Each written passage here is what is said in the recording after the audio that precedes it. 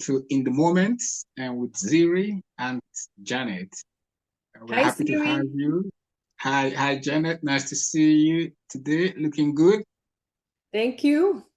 Yeah, if you've just joined us, this is a channel where we talk mostly about mindfulness. We're trying to, as our name suggests, in the moment. We want to live in the moment. We want to be focused in the moment so that we can make the most of our lives. So if you are looking to impact your life, to change your life significantly by practicing mindfulness, by helping yourself to be in the moment, to live now and not allow the past to rob you of the joy of living today, or even the future to deny you of the excitement of today, then you've come to the right channel.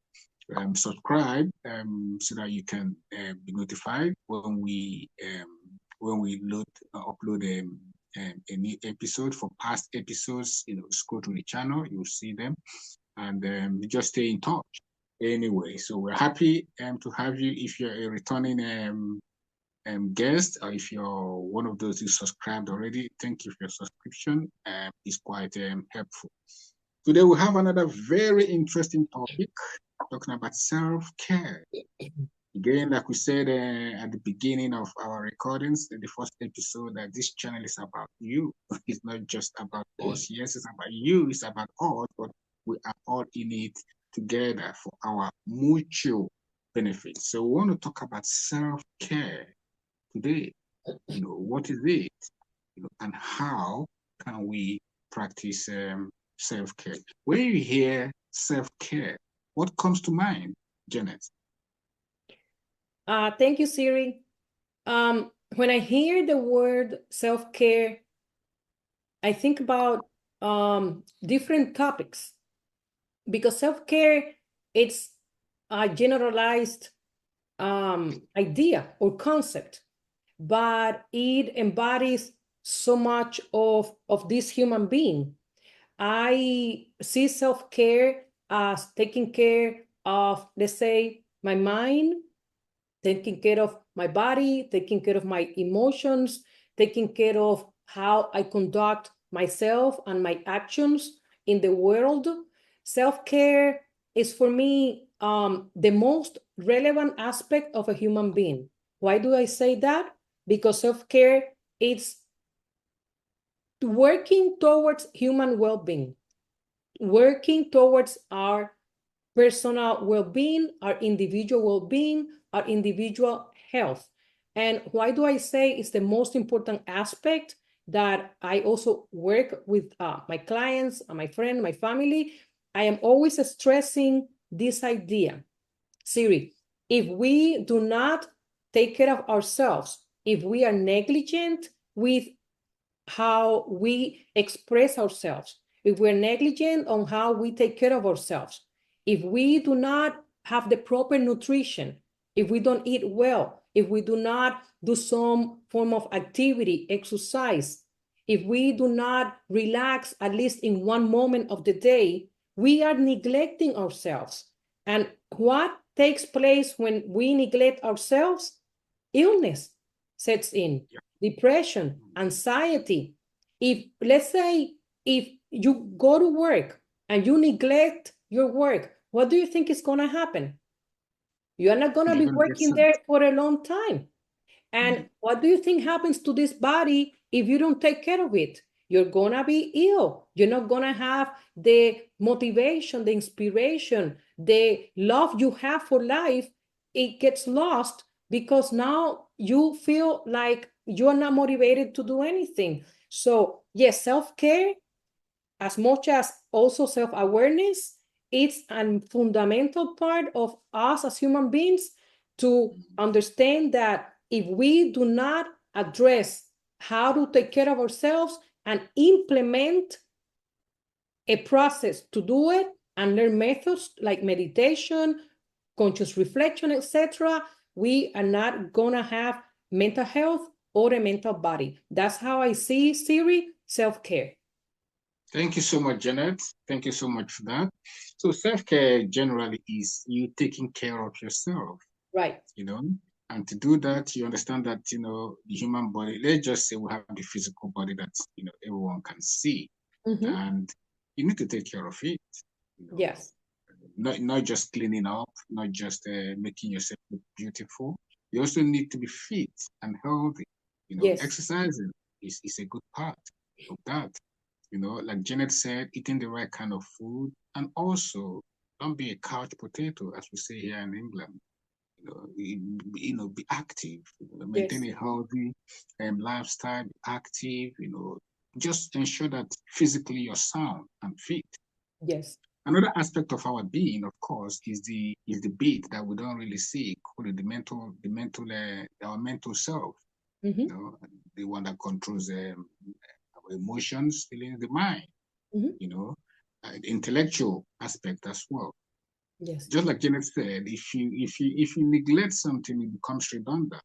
You know, Mm-hmm. so you need to keep your mind active, your intellectual faculties active. You may have graduated from school, you finished studying formal education, but that doesn't mean that you cannot keep learning. Every day we should be learning something new.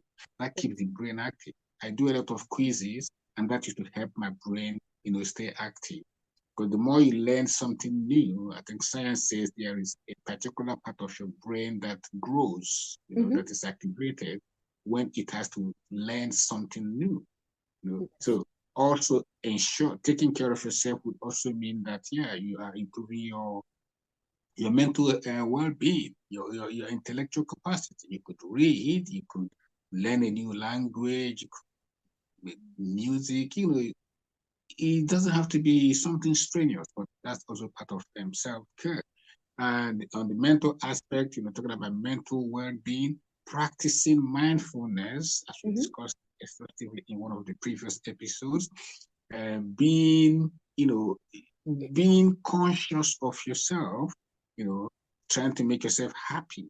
Because Mm-hmm. sadness is not going to help you, you know, bitterness is not going to help you. All those negative emotions and sentiments is not going to help you. So, sometimes people get jealous when they see their friends prospering. Oh, that person has bought a new car, and I've been wanting to buy a new car for the past whatever. You don't want that. You want to, because all of that, it accumulates negative energy within, so Yeah. you're not helping yourself. So be happy for others also, be happy, train yourself to be happy, no matter what the situation is. This is part of self-care, Yes. self-care is knowing yourself, because if Mm-hmm. you don't know yourself, then you don't know what fits you. You don't know what you need. You don't know what works for you. So making time, when we talk about learning new things, make time to study yourself as well. Who am I really? Mm-hmm. What works for me? What kind of things, do I find pleasure in? You Yeah. know, who are the kind of people that I get on well with, that I should have in my circle. You know, you should study to know yourself. That's part of self-care. Self-awareness is important. And very close to self-care is self-improvement, self-development. Sometimes on social media I see this hashtag self-development, self-improvement. You wonder what it is, what is it? Mm-hmm. When you take care of yourself, self-development is a part of self-care, because you are trying to improve your situation from where you are today to be better. That is also self-care. So self-care is actually vast. But what we are trying to do on this channel today is to highlight, put self-care on the spotlight, that this is something that you need to acknowledge. This is something that you need to know about. This is something that you actually should be practicing. Yes. Don't neglect yourself physically. Don't neglect yourself mentally. Don't neglect yourself emotionally. Don't neglect yourself in any way. You should aim to improve and develop. And that is what today's talk is really about. Over to you, Janet. Yes. I want to also stress out that in our motivation to survive well, we go to college, we get our degree, we get a job.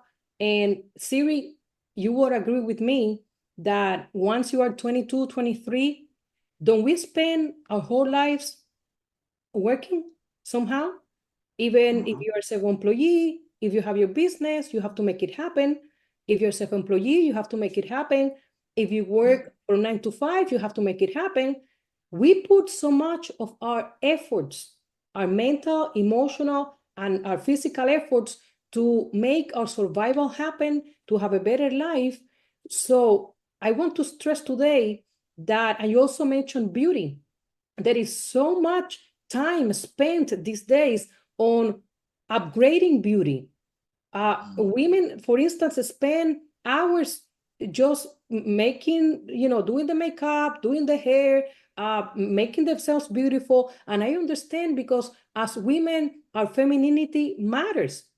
We are the ones that bring to the world the colorfulness, the beauty, the smiles, what is different, right, than the masculine energy. I understand that. But I just want to say that in the same fashion that we put so much effort into beautifying ourselves, if we put so much effort into making money to survive better, we should also put the same effort into this human being that is the one doing this. Let's say I am the doer. I do, so I am the doer. Everything else is what I'm doing. But we need to separate what we're doing from the doer, and not only glorify what is being done, we need to glorify ourselves. We need to also, if you're glorifying beauty, glorify yourself, not for the beautiful that you are also outside, but for the beauty within. And if you're glorifying the world out there because of your success, your achievement, everything that you have gathered, well, who is doing that? You are doing that as a human being. And if this human being is not in perfect health, mental balance, what happens is that then our actions in the world are not the most beneficial actions for ourselves or for others. There are so many businesses out there that right now are only in a trend to make money and profits without realizing, is my product actually beneficial for the public? Let's say, is this soap that I'm making, do I have enough consciousness to think someone is gonna take this soap, is gonna go and bath with it, it's gonna put all the chemicals in the body, it's gonna create a chemical reaction that is not favorable.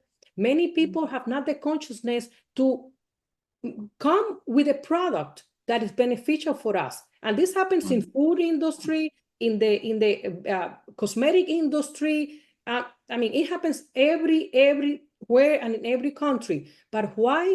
Because we are not conscious enough to become better ourselves, to have the self-care that we need. Because once self-care, takes root, I'm telling you, Siri, we are not able to damage not a human being. We're not able to damage a plant. We're not able to damage an animal. We're not able to damage other people. We're not able to damage ourselves. But because we are neglecting ourselves, we are not happy. We are not joyful. We are not in peace. And when you are not in any of those conditions, the conditions that you are not going to be good for other people out there. Whatever you do, if you are a teacher and you are not in good condition, your students are not going to learn. If you are a businessman and your products are not good for the consumer, your consumers are going to be damaged. And like this, I can go on thousands of examples of why self-care is most important for our individual selves, our health, our mental sanity and well-being. And this in turn translate onto benefit for other people. I always have to make the connection between what we do for ourselves and others. You know why? Because this is a world where we are all connected, and my actions affect your life, and your life affect my actions. So that's the only, I wanted to wrap up by making the viewers understand that if we put so much effort on certain aspects of life, in my opinion, and in my experience, the best effort has to be first on you. And then I assure you, everything else you do out there is going to be satisfactory. Thank you, Janet. Thank you so much. Self-care indeed is it starts with self, but then it extends to the whole world, more or Mhm. less. If we are conscious of our actions, our what we are doing, like Janet said, people growing food that is actually harmful to the body, Yeah. producing products, manufacturing products that are harmful to the body, Mhm. only so that they can make money. But Yes. if those people are conscious of themselves, that actually what goes around comes around, Yeah. then they will be a bit more careful. But for you, our listener, we want you to understand that self-care is all about yourself. You Mhm. need to put yourself in the equation and not just ignore yourself. Some people, in order to make money, they walk around the clock and they neglect their nutrition. They don't eat well. They will Yes. skip breakfast. They will skip lunch. They will Mhm. even go, starving just to walk long hours, extra hours to Mhm. make money. Some people, in order to make more money, they will cancel their holidays, which is meant for them to relax and let the body, rejuvenate itself. They will cancel all holidays just so that they can make money. But the money, who are you making it for? If you can't take care of your body, who are you making the money for? Forgetting that also, if anything happened and your health is affected, you can't even go into work to make money. Right. So that's self-care, it's about you. So we want to urge you, if you haven't been doing that already, take some moment, pull back and ask yourself, am I really taking care of myself? And we said self is not just the physical being, yes, the physical being, but also the inner being, talking about your mind, talking about your mental state. Are you taking care of yourself? You should. And I'm sure that, the more you do it, you will see that it's a practice that will catch on and you will see yourself even doing more exercises, going on holiday, going to for walks, going to the woodland, going to flower gardens, going take a walk by the seaside, some things that are quite free. You don't even need to pay for. Taking care of your health, yourself, making sure that you eat the right kind of food, not pouring junk down your body into your body, just because it is cheap or it is more convenient. You know, we are encouraging you. We're saying to take care of yourself because in order to be in the moment, well, you need to be bodily and mind wise, you need to be sound so that you can then be in the moment. If Yes. you have enjoyed this episode, give us a like, leave a comment, share with your friends, and ensure to come back again for more. Thank you. Thank you.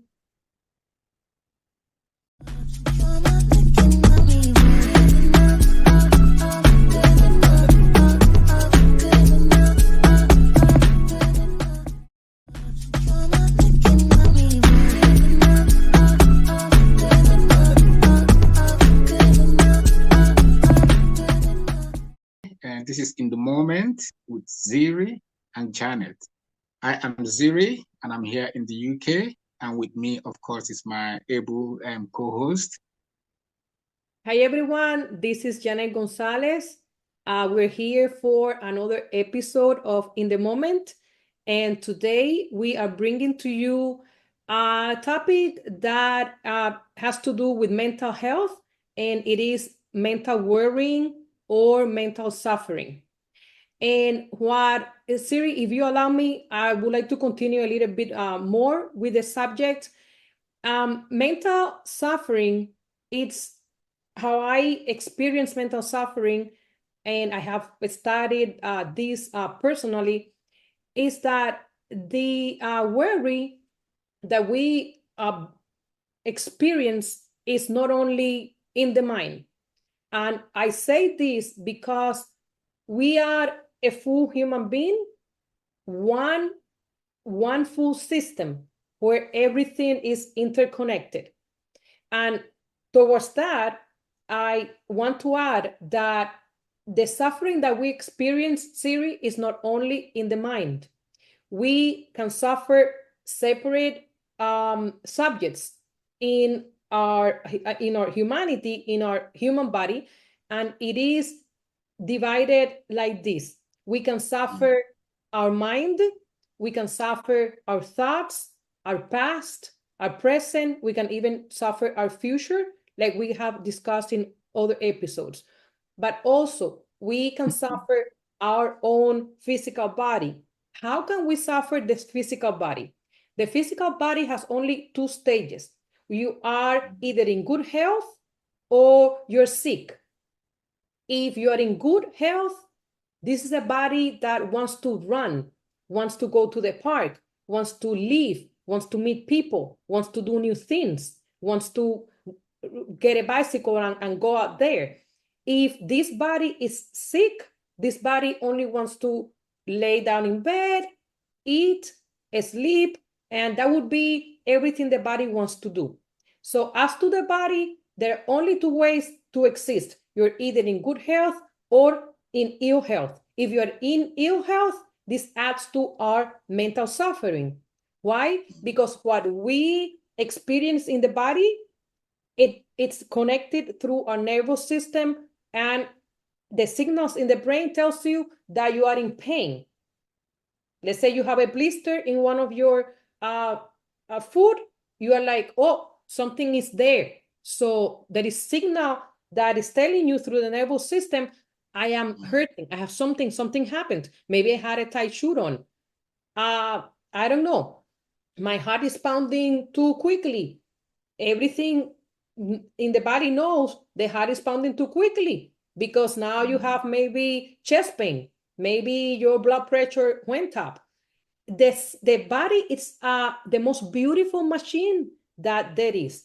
This is the most evolved animal. We are animals, but we are the most evolved animals on this planet. Why?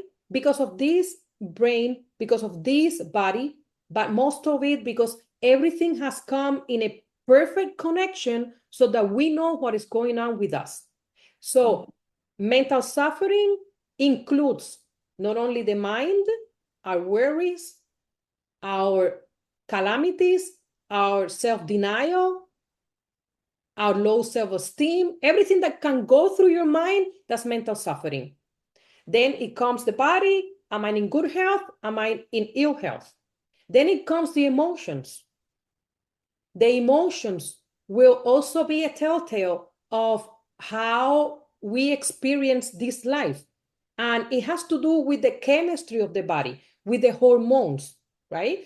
You know, like when you exercise, dopamine kicks in, it's a hormone of happiness. But if you're sad, depressed, anxious, the chemistry of your body begins to act differently. Then you're no longer happy, you're no longer upbeat, you're no longer motivated. So there is also suffering of the emotional body, right? It's very much there. And it's guided by how good the chemistry and the hormones of the body are working for us. And I will go to a fourth subject that has to do with our own, who we are, ourselves. And this is, we can even suffer our personality.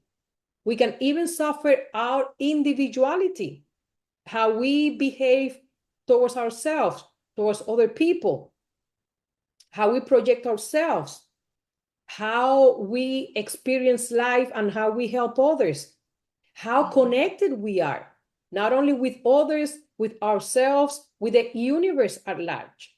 If we do not understand that we are a human being that is in connection with everything else, nature, other human beings, ourselves, Siri, we are also suffering our personality and our individuality, because being individuals mean that we have separated from everybody else so that we can become a person. But sometimes our personality takes on reins that are unnecessary. We do not have to become a person to be so individualized, to be disconnected from each other. So in that sense, we also suffer our personality, we also suffer our individuality. So in my experience and the things that I teach, there are four types of suffering. You have the mental suffering, you have physical suffering, you have emotional suffering, And then you have the suffering of your own self if you are not self-aware. I hope I, as much as possible, I mention everything that for me it's mental suffering. And please go ahead and tell us, please, about your experience with any of those 4 subjects and your own experience about this. Yeah, thank you, Janet. This is quite interesting and insightful. Your categorization of suffering, mental and even physical, personality-wise, and yeah, that's interesting. And that is where self-care, I believe, comes in. But for me, of course, let me pick on mental suffering. Mhm. I think the next to that will be emotion, but mental suffering, I think it would um, reveal itself, in worrying, Mhm. in being anxious, in fear, and all of that. I mean, we're all human. Nobody's prone, nobody's invincible, to worry. So yeah, at times I might catch myself worrying, about something that yeah, could or could not happen. What I've learned to do, talking about, being in the moment, what I have learned to do is I actually acknowledge, the issue, whatever Yes. it is. If it's a problem, I acknowledge it. Then I ask myself, is there anything I can do about this now? Mhm. If there is nothing I can do about it now, Mhm. I try not to dwell on it. Correct. I let it go so that I can maintain my peace and Yes. reduce my suffering in that Mhm. aspect. If there is something I can do about it now, then I ask myself, what is it? Mhm. I try to identify possible actions I can take Yeah. and what is the best way to go about doing it. Because even you see, the thing about worrying is oftentimes worry does not produce any results, no solution. It's not solution driven. No. It's just problem focused, Mhm. and it's not even analyzing the problem um, um, in order to provide solutions. It's just analyzing the problem, just magnifying the problem, just emphasizing the problem. So I try to take my mind off it and try to be solution driven. And once I've done what I can do about it, then I maintain my peace. Also, mental suffering could be to do with something that is occurred in the past. you know, okay, I'll give you a very quick and maybe funny example. I play quiz shows on the internet, right? So you get questions and then you choose an answer. There are times that maybe I didn't really know the answer, but my mind was focused on a particular answer, a particular option. And I know I should have gone for that. But for whatever reason, I chose the wrong one and it comes out that I failed it.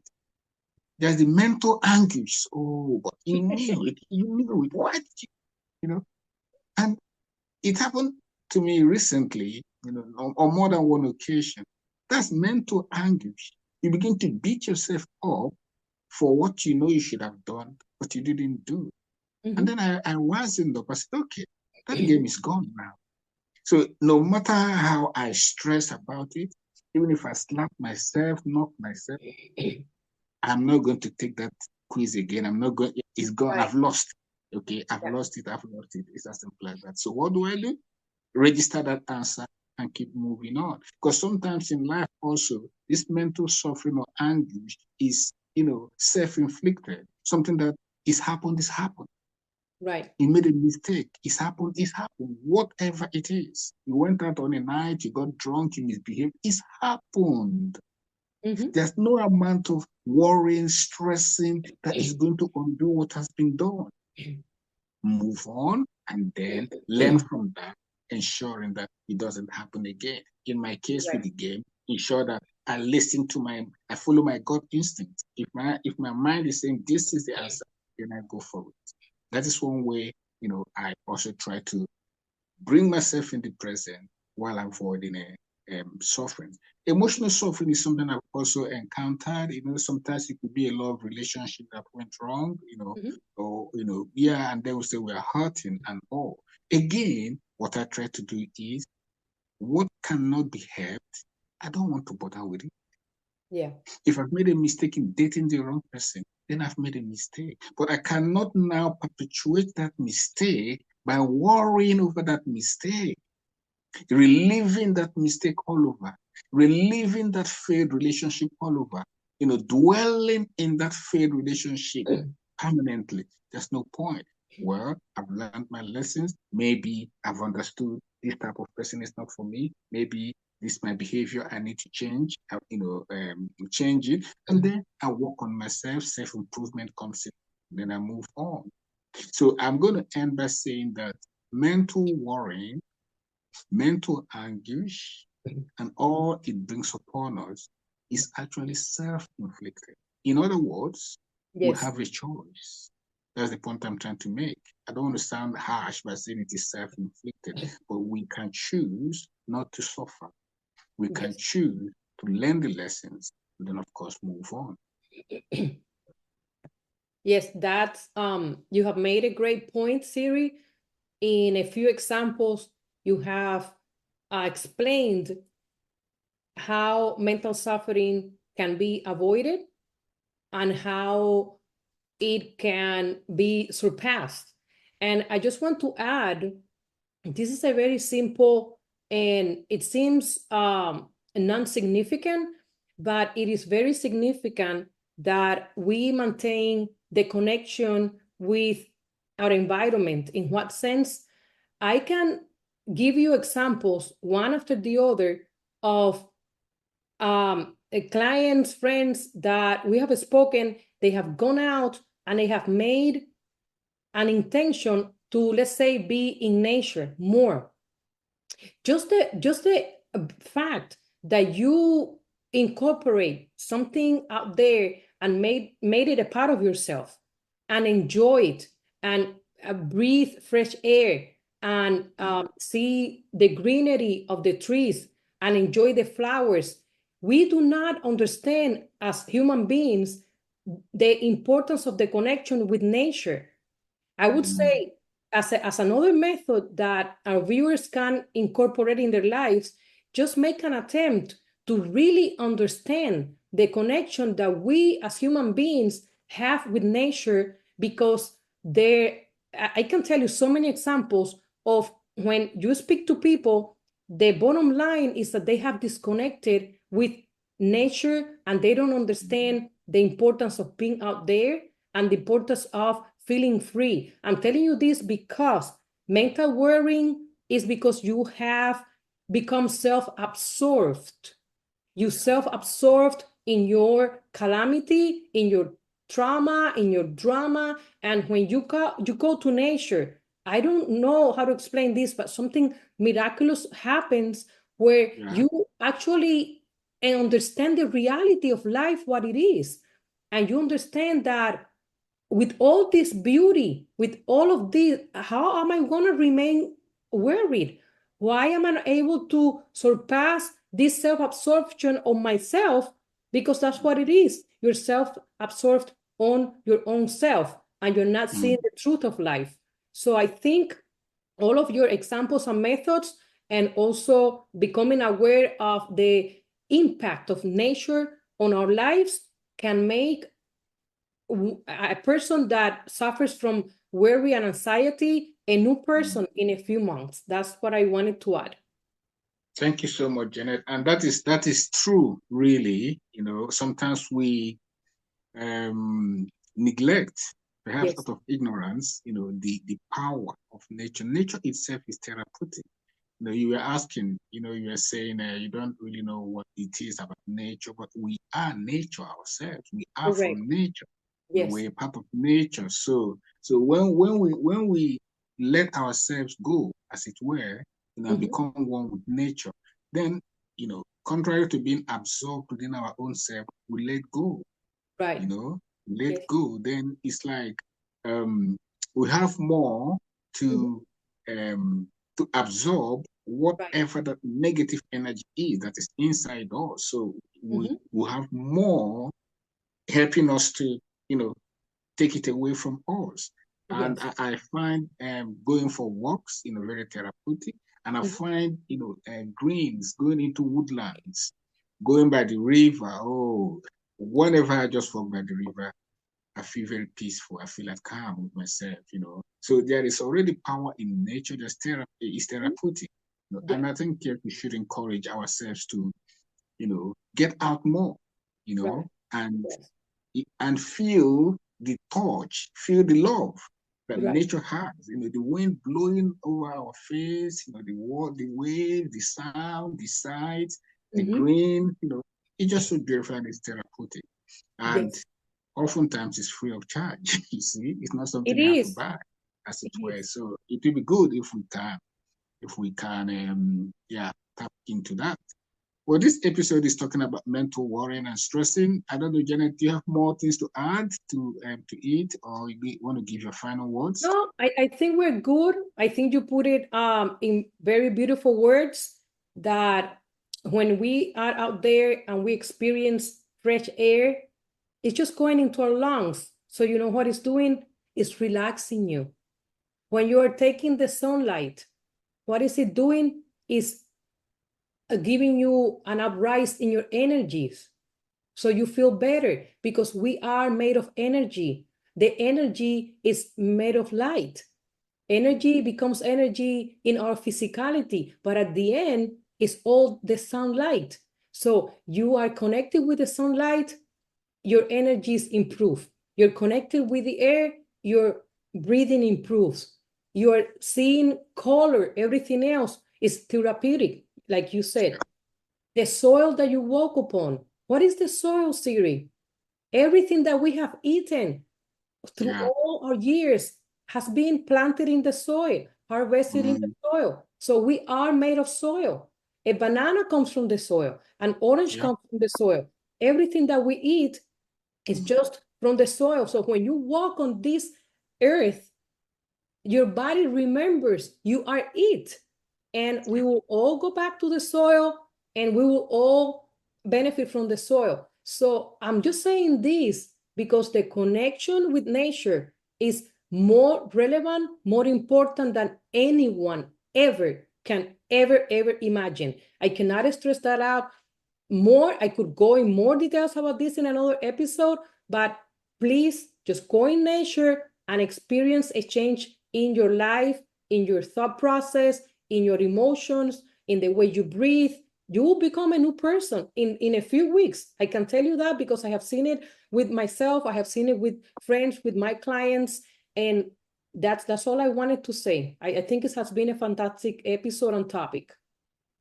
Thank you very much, Janet. Yes, indeed, it has been, and I think quite revealing, insightful, informative, educational, and I hope as you've watched it that you agree with us. And if you do, like, comment, and also share. Don't forget to subscribe to the channel on which you're watching this episode. For past episodes, also check and just go onto the channel itself and browse through. You'll see our past episodes, and of course, we're still going to have more episodes coming your way. So stay tuned. Enjoy the rest of your day. Thank you.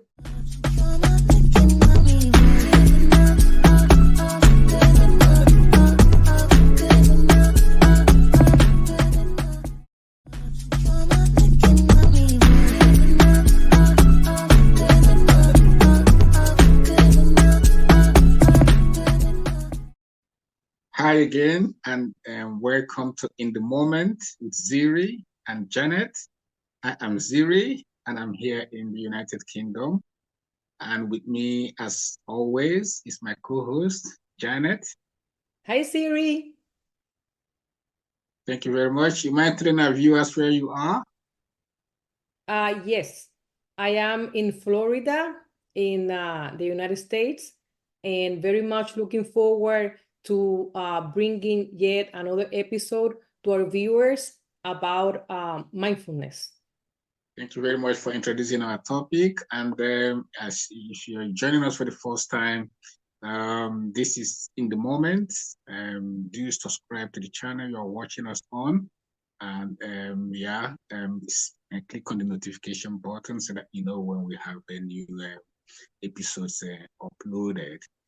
We are in the moment. It's cross continental between Europe and the US, and we are here today to discuss mindfulness. By way of introduction, what is mindfulness? Mindfulness is simply being present in the moment. That is basically what it is. So you are being mindful of your actions. You are being mindful of your thoughts. You are being mindful of what you are doing at, each moment. You're not just allowing things to just happen haphazardly or just anyhow. You are being thoughtful. It also involves how we relate to one another. Remember that we are collectively humanity, and we are all connected. We are interconnected. Even the continental land masses, show that we are all connected, whether we have water bodies in between, but we are one global family. We are one with nature. So how I treat Janet effectively has it has an impact upon my wellness. How we treat the people around us impacts the quality of our own life. How we treat our environment and nature, this is clear, isn't it? It impacts our life as well. If we cut off all the trees, destroy all vegetation, then we're likely going to, die of asphyxiation, because there'll be no plant to produce the oxygen which we need. Isn't it ironic that we are keeping plants alive and they're keeping us alive because we need the oxygen which they give off to exist, and then the CO2, carbon dioxide that we give off is what they need. That shows us how interconnected we are. Mindfulness is also about being compassionate. It's about being considerate of other people.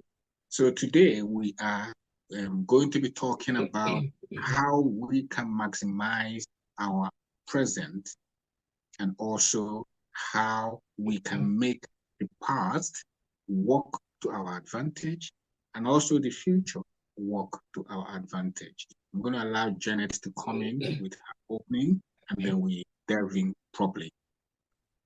Yes, thank you, Siri. When I think about mindfulness, and rightfully so, it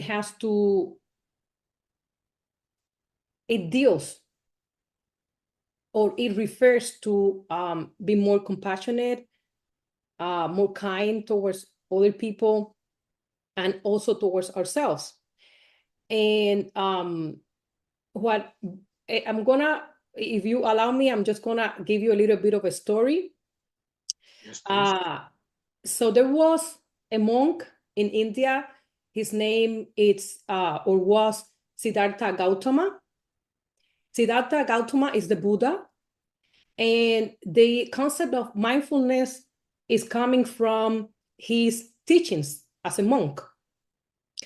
Siddhartha was being raised in a kingdom. He was actually a prince.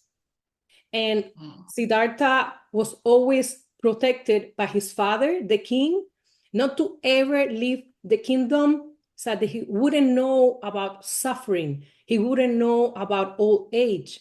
He wouldn't know about despair and poverty. He was to become the greatest emperor India had seen, or that region of India.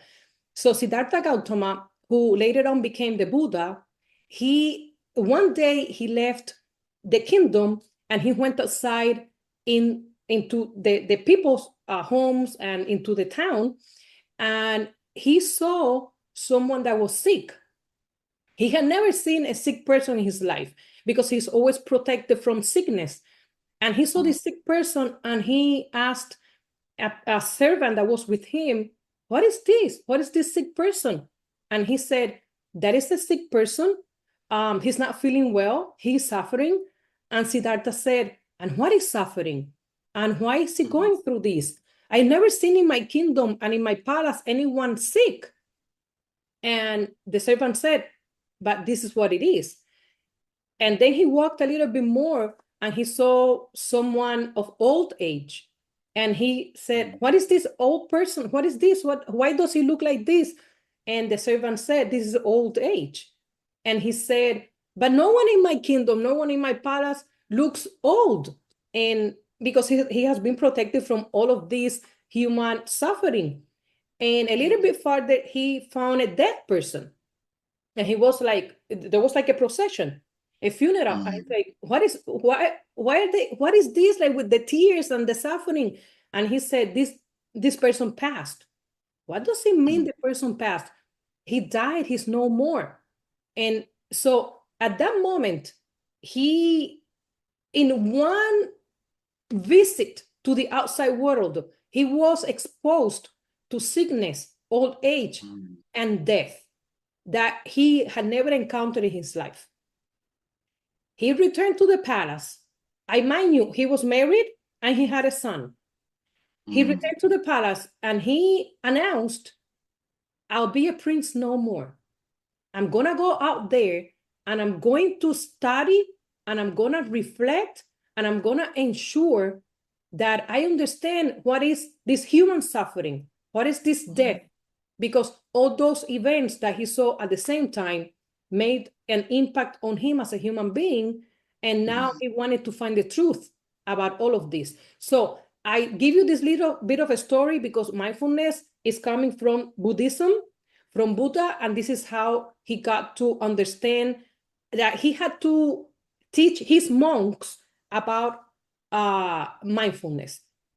Mindfulness, it's understanding the human suffering, understanding the mind, understanding that we can suffer in different ways.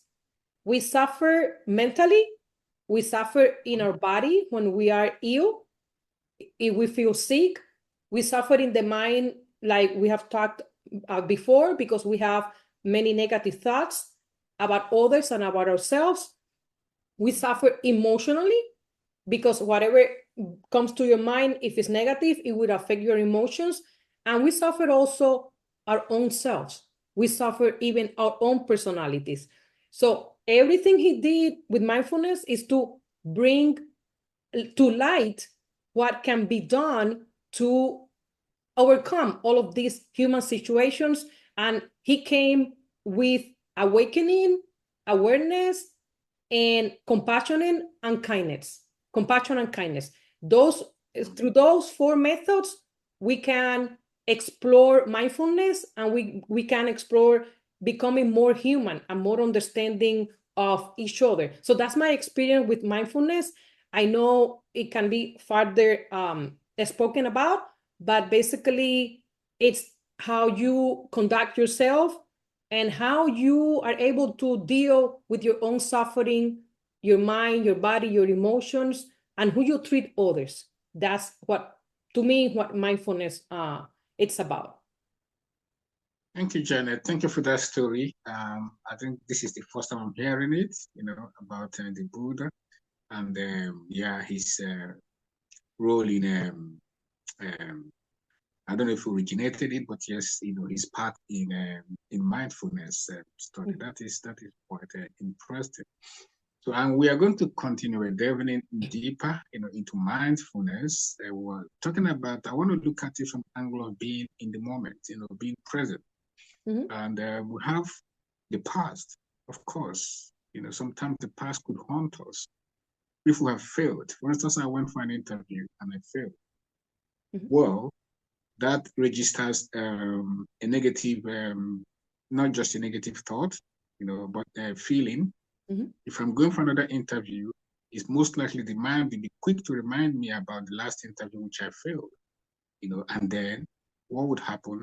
I might become anxious, I might begin to worry, I might lose my confidence in my, self, I might think, oh, I'm not good enough, Mm-hmm. and I begin to agitate. So for me, mindfulness in this regard is how do I make my past experience, Mm-hmm. whether they are good, whether they're bad, how do I make them work for me? Right. You know, and that's why we say that experience is the best teacher. So for me, really, in being mindful of the present, what I do is whatever has happened in the past is gone. But if there are lessons I can learn from them, then I Yes. make sure to extract the lesson from those experiences and then see how I can improve, you Mm-hmm. know, on whatever I did in the past so that I can achieve a better result. Mm-hmm. I think it was I can't remember who now, but one of the scientists or inventors of that is it Ford or not Ford? How many tries he had? The light bulb? I think it was Edison. Yeah, it said of him that I think he failed maybe 99 times or so. But well, I think again it was him who said that he didn't fail, but he had 99 opportunities to improve on what he was working on. So I'll keep it short and say if at all you are going to have any relationship with your past, in the process of being mindful, make it positive. In Mm-hmm. other words, see how you can extract what needs to be extracted from the past. By this, you are making the past work for you, Yes. not work against you, bringing despair, bringing a sense of failure, maybe even bringing fear. And quickly, the other aspect, the other spectrum, which is the future. How do I make the future work for me? Oftentimes, when we contemplate the future, it is such that we might be full of anxiety. How Mm-hmm. am I going to pay my bills in November? We might be full of worry. Supposing this happens, supposing that happens, supposing I lose my job, supposing a loved one falls sick, supposing an old parent or grandparent, who's been sick, are they going to die? So it's often negative thoughts. And then we begin to now worry today about what could happen tomorrow. Mm-hmm. How can we make the future work for us? I think we can also look at the future, positively. Yes. If it is something that, an expectation, we can make the future become a motivating factor Mm-hmm. so that we can actually look forward to that future. Okay, I intend to have this. I intend to do this in what I'm doing now. This is what I intend to. I hope it will take me to this place tomorrow. I hope I would advance. I hope I would progress. And that way, when you now contemplate the future, you're even getting excited. Mm-hmm. And it's making you to actually do more what you're doing presently because you now know that this is going to have a result. Quickly and lastly for me, a good example here could be if a farmer, Mm-hmm. okay, you anticipate a harvest, you want a good harvest. You don't say, oh, but I haven't got much in this, I don't have much experience, I don't have this, but the weather, who knows what will happen, this, and then you are afraid. No, but if you have planted your seed today, then what do? If you're looking forward to a good harvest, then you tend the seed. You do what you have to do. You water it. You do this. You look after it. You do the weeding. And so you are engaged in the moment. You're being mindful of this project. You're being mindful of the plan. Why? Because when you think about the future, you're looking for the harvest. You're looking towards the harvest. And that actually keeps you going. So you go and do the weeding, even if you're not sure what the weather might be like, even if the forecast is doom. Okay. Yes. But because you have that expectation, you now ensure that you make the most of now. So that is about making the past and the future work for us so that we can maximize the presence. I don't know if you have something to add to this, Janet. And after that, also, you know, tell us about because you mentioned about the Buddha stepping out, wanting to experience life fully. How can we relate with other people? How can we be of assistance to others who are suffering, and how can we, even if we have suffered in the past, how can that help us, encourage other people who are suffering? In other words, that experience is not necessarily wasted, and it's just not a negative one. We are now building on it. We're taking advantage of what wasn't entirely good and making good of it by helping other people. Yes. So the experience of life tells us that we suffer the past, we suffer the present, and we may be even suffering the future because of our, of course, past experiences that we have gathered of things that have happened to us. But do you know what Alzheimer's is? Alzheimer's, dementia? Have you seen someone with Alzheimer's and dementia? Not really, but No. Okay. I know In the about United it. States, there is a great number of people that when they reach what it is retirement age, maybe a little bit before, after 62, 65, many people get this disease. It's called Alzheimer's, in other times dementia. And what is happening is that they have lost their memory. When you see someone with this kind of illness, when you look at them, they don't look to be here. When you look at them, they seem gone, and they're actually gone. You know why? Because there's no memory. Their memory doesn't work. That's what Alzheimer's is. The memory doesn't work anymore.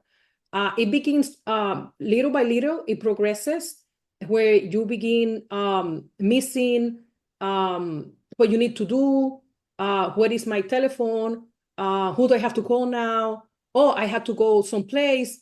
They begin writing things in notes in the refrigerator. It begins like that. It progresses where you lose all your memory, and then you're gone. So we don't want to lose this memory. We cannot lose our memory, our past, because we become a nobody. We are gone for good. You're not going to have any more suffering after that, but you're not going to have happiness either, and you're not going to be here. You're going to be gone where you don't know your family, you don't know who you are. It's a very, very sad situation for the person and the family. But I bring the example because everything that has happened is that they're gone. Why are they gone? Because their memory is gone. So we need to make memory our friend. We cannot be at war with memory. We have to make it work for us.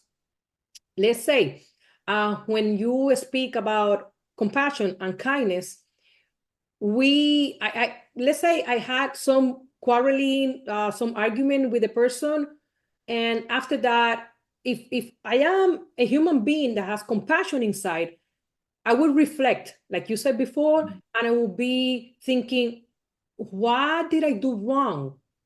Why did we get into an argument? Could I have avoided the argument? Was I rightful in my words? Did I treat the person with compassion? It doesn't matter if I was right or the person was not right. It doesn't matter. How did I treat the person in the moment?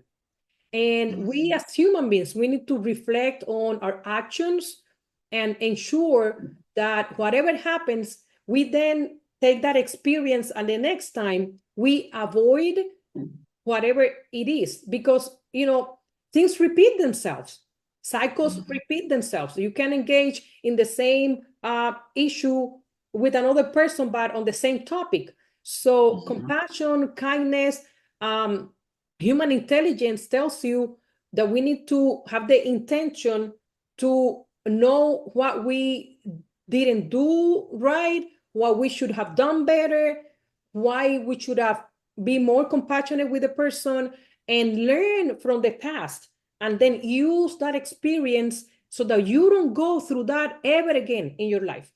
That is how we can use our memory, our past experiences, like you said, learn from the past, involve yourself in exactly understanding what happened. And then in the future, if you really understood the situation and you were compassionate enough to let it go, it will not happen again. So we can use our memory, our past experiences for a better life today, but we cannot just kill it. We cannot, because then we're gone. So we might as well learn how to deal with it. If you don't want to deal with it, then you will be gone. If you deal with it, it will be the most fantastic life, because we can learn from everything we have done in the past. We know, I did this right, I didn't do this right, I will make it better. I will become more compassionate. I will become more kind, not only towards myself, towards other people. Because in my experience, if you are a person that doesn't have compassion for yourself or kindness, you cannot show kindness to other people. If I'm not compassionate with me, how could I be compassionate with you? If I'm not kind to myself, how could I be kind to you? If I always have negative thoughts and I'm always, hammering myself, how could I have an approach that is humanistic with you when I don't even respect myself? So first of all, we have to respect ourselves, we have to respect our memory, but learn how to use it for our own survival and our own benefit today. That's what I wanted to add towards mindfulness, compassion, kindness, and in a way, all of this, it's what the being in the moment is, and the purpose of our show is it's always ending awareness and self-awareness. Thank you very much, Janet. And I think I couldn't have put it better. You've given it a good, humane touch. And on that compassionate note, yeah, we are going to be wrapping this up. You've been listening to Ziri and Janet in the moment, and today we talked about mindfulness. Just to recap, talked about mindfulness is about being present in the now, in the moment. And in order to do that, we are not to lose the memory of the past, because then it will mean that we no longer exist. But we can make the past work for us, whether it was good or bad. Whatever happened in the past, we can harness it and get the positive out of it. Yes. And we need not be afraid of the future. Whatever the prognosis is, we can look forward to the future in anticipation of good, and then be motivated to do what we need to do now. We also said that mindfulness is also about being compassionate with everyone around us, because at the end of the day, nature itself shows that we are all connected. We're all part of the same cycle. So how we treat others effectively and ultimately would impact us. Compassion starts with self. Yes. Because you can't give what you don't have. If you have compassion for yourself, then it is possible for you to show compassion to other people. If you love yourself, then it is easier to love other people. Yeah. And we hope that you would have gained at least one or two things from today's episode. And if you have, then give us a like, leave a comment for us, share with your friends. And also, while you practice mindfulness, show some compassion to those around you. In other words, pass it on, and let it not be that we just listen, and then we learn, but then we fail to apply the knowledge. Thank you very much, and we encourage you to tune in again for our next episode. Thank you for listening. Thank you, Janet. Thank you, Ziri.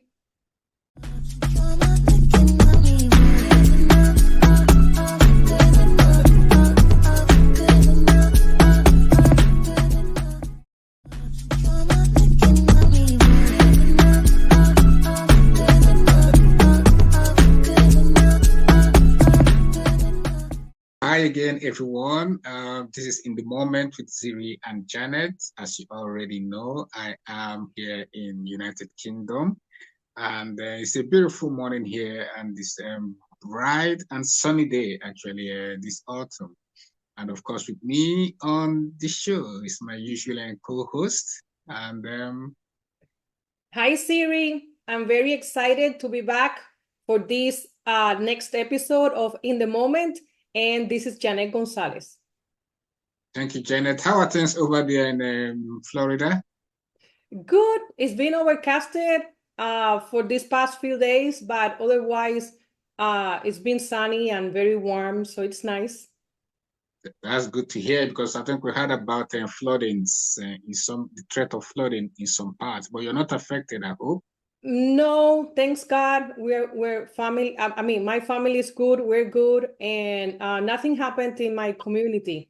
But That's yeah, thank you for the concern because we do have many other parts of Florida that unfortunately people have lost everything. Their um, house, their houses, their cars, their belongings.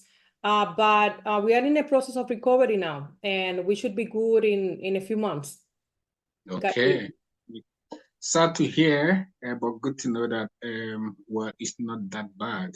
Well, Mm. we're going to be talking about the mind today, and this is an interesting topic because I'm sure that when this the threat of the flooding was made known, we became aware of it. I'm sure that somewhere your mind will have been running helter skelter.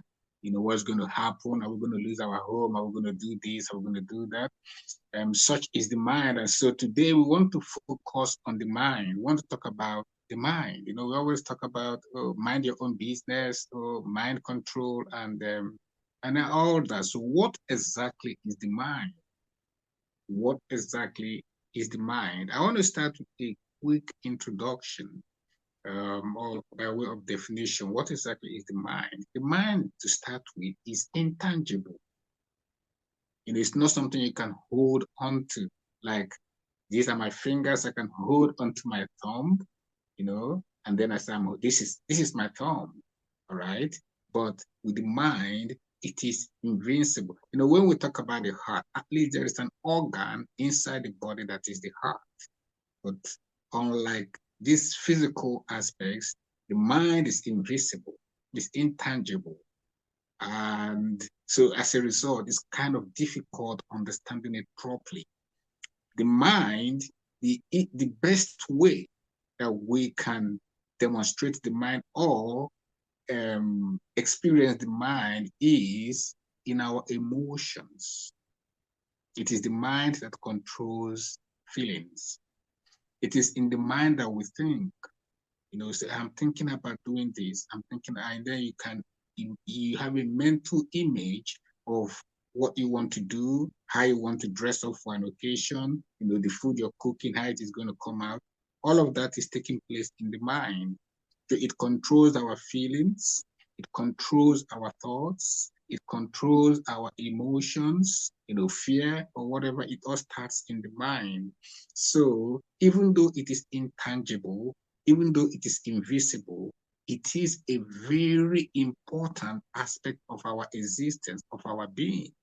Yeah. And it is also very, not only is it important, it is very significant. In other words, almost everything we do is processed through the mind.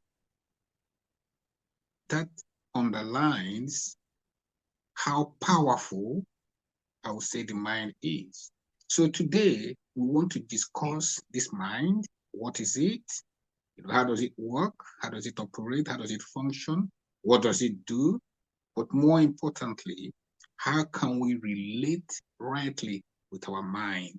How can we, in a manner of speaking, bring it to control? You may say, how can we mind the mind so that it would serve us and not enslave us?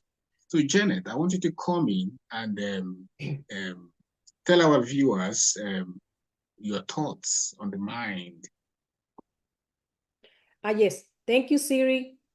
Um, For me, from an experiential point of view, to get to the mind, I have to tell a little bit about something that it comes before the mind, which it's what allows us to experience the mind. And I am speaking about our five senses. Without our five senses, we won't have a functional mind. In what sense? We have the sight, and then we can see the world around, and I can see you, you can see me. We have the sense of taste, where we know where foods are either sour, sweet, bitter, right? We also have the smell, where you can be aware of, oh, this is a perfume, this is a food scent. Nature, you can start recognizing a sense, and your memory goes back and says, oh, this is the scent of a rose. This is the scent of an X flower. We also have our hearing, which allows us to determine and identify sounds. If we wouldn't be able to listen to each other if our hearing was not working properly. And of course, we have the touch, where oh, this is cold, this is hot, this is room temperature.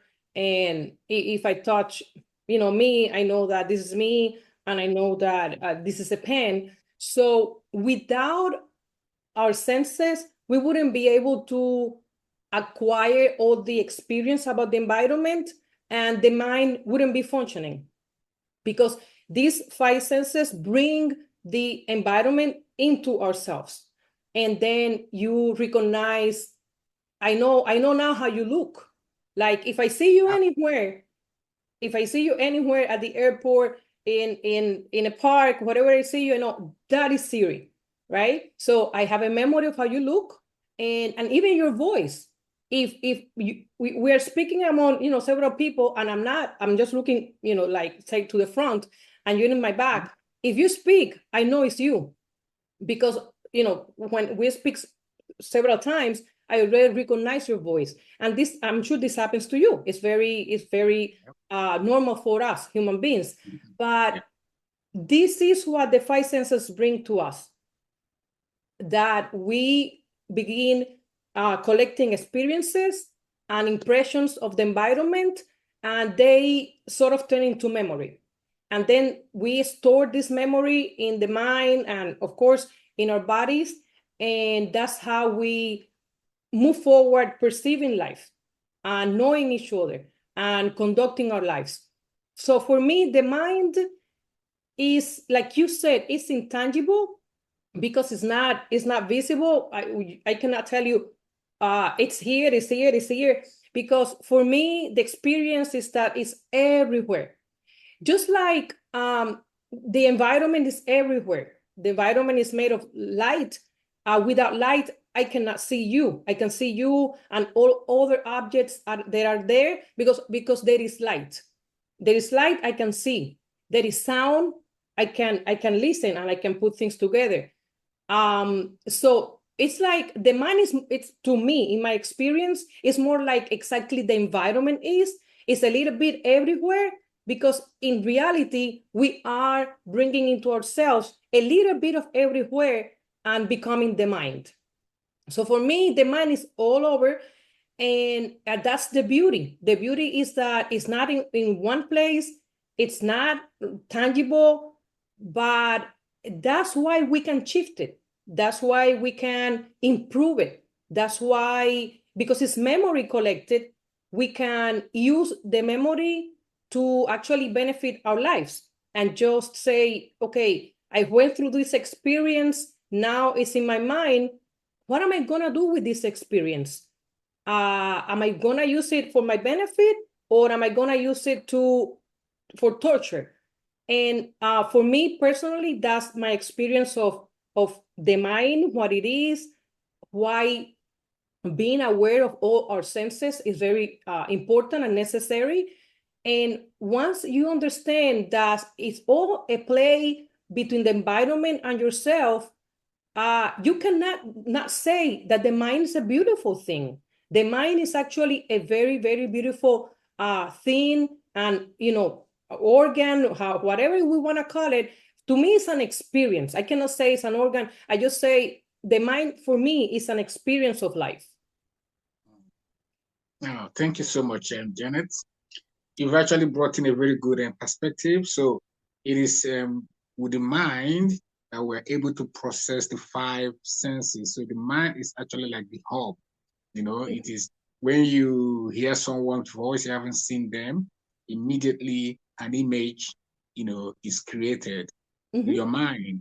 We're reading a book, maybe a novel, and then you have some characters described, you build a mental image of the characters.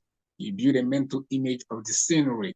You even build a mental image of the plot, what is happening. You see someone is running to go and catch the train, you have a mental image, it helps you.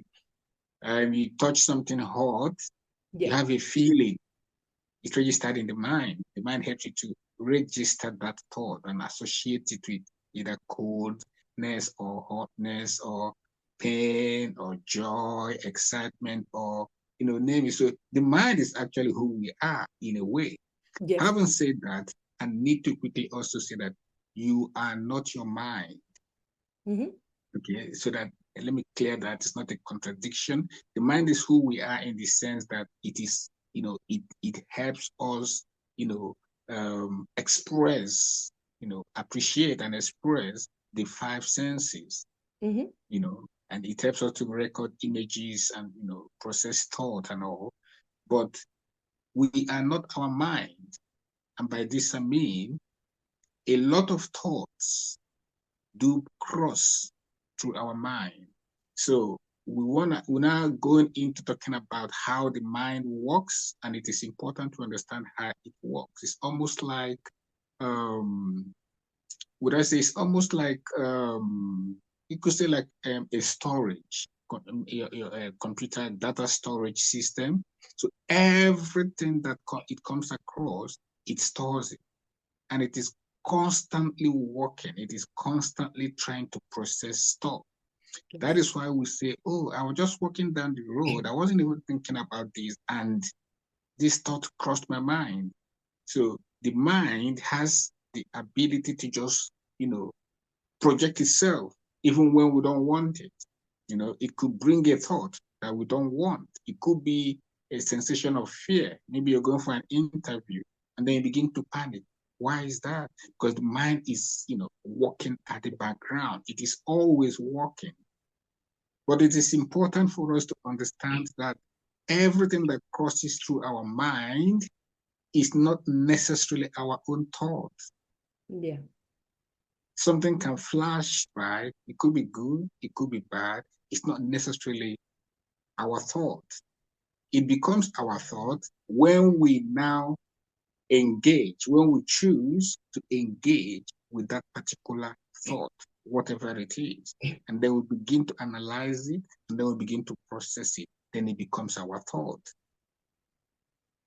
Okay, so how do you then manage the mind? Because we have a lot we want to talk about, maybe in other episodes, but it all boils down to the mind. If we are afraid, if we are worried, if we are stressed, or we're stressing out for any reason, it's all in the mind. It starts in the mind. Are we angry? Are we happy? It's all in the mind. So how are we going to be able to, bring our mind under control so that it doesn't just control us. It doesn't lead us into thoughts that we're not interested in. It doesn't lead us into emotions that will not be productive for us at the moment or at a given time. Again, we are talking about being in the moment. For us to be in the moment, the mind has to be reined in. The mind has to also be in the moment for us to actually appreciate the moment and live rightly. So we want to now go into how to control the mind so that it does what we want it to do and not controlling us or leading us astray to do the things that it is suggesting to us. So, Janet, I know you have a coaching experience in this aspect. Can you give us, some nuggets on controlling the mind? Yes. Siri, for me, what has worked, I'm just gonna first explain what has worked, because then from there I will just explain why. For me, I started doing meditation, I would say 2 or 3 years ago. I began sitting down for at least an hour every day, very early in the morning, even before sunrise. And I would just quiet my mind completely and my whole body, not only my thoughts, not only what I was thinking about, what I wanted to do. For one entire hour, I would just sit down and remain quiet and still my mind. Well, something very beautiful happened in after maybe almost 1 year of meditating, maybe less, that I began feeling my mind was quieting down. It actually was very still. In what sense? My thoughts were not coming anymore to hunt me down.